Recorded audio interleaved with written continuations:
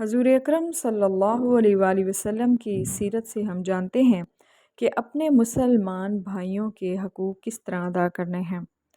رسول اکرم صلی اللہ علیہ وسلم نے فرمایا کہ مسلمان کے مسلمان پر 5 حقوق ہیں۔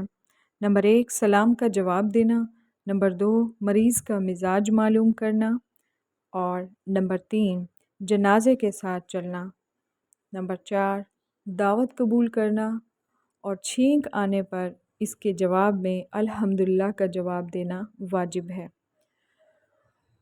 اور اگر جس کو چھینک آئی ہے اس کو جو سننے والا ہے، اگر چھینکنے والی عورت ہے تو اس کو جواب دینا ہے یرحمک اللہ، کاف کے نیچے زیر پڑھنی ہے، اور اگر مرد ہے چھینکنے والا تو اس کو جواب دینا ہے یرحمک اللہ۔